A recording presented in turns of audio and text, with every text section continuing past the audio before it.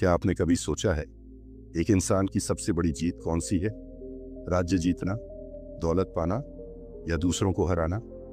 नहीं, असली जीत है खुद पर विजय पाना। प्राचीन भारत में गंगा तट के समीप आर्षि अगस्त्य का एक आश्रम था।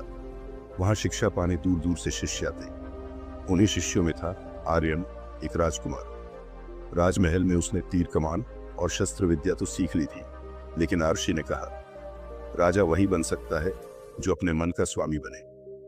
गुरुकुल का जीवन कठिन था। मिट्टी की कुटिया, साधारण भोजन और तपस्या का वातावरण। पहले ही दिन आर्षि ने कहा, ब्रह्मचर्य केवल स्त्रियों से दूरी नहीं, बल्कि लोभ, क्रोध और आलस्य पर नियंत्रण है। आर्यन ने प्रण लिया, मैं अपने भीतर की हर कमजोरी को जीतूंगा। एक बार वसंत ऋतु आई। वन में कोयल गाने लगी, नदियों के किनारे सुगंध फैली, गांव की कन्याएं पुष्प तोड़ रही थीं।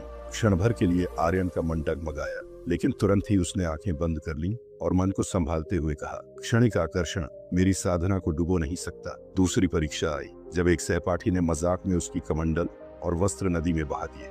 आर्यन का चेहरा क्रोध से लाल हो गया, लेकिन फिर उसने गहरी सांस लेकर कहा, वस्त्र खोने से कुछ नहीं जाता, पर संयम खोने से सब कुछ चला जाता है। समय बीतता गया।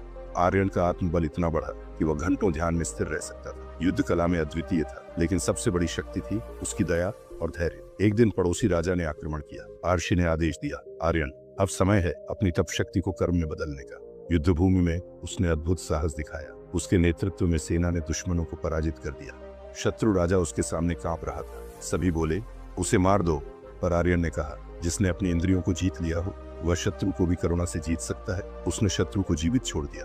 लज्जित होकर वह राजा मित्रता का वचन देकर चला गया। कुछ ही समय बाद आर्यन ने राजगद्दी संभाली, लेकिन राजसी वैभव के बीच भी उसने अपने आश्रम जीवन को नहीं भुलाया। उसने राज्य में संयम, शिक्षा और धर्म का प्रचार किया। लोग कहते थे, जिस राजा के पास आत्मनियंत्रण की शक्ति हो उसे कोई पराजित नहीं कर सकता।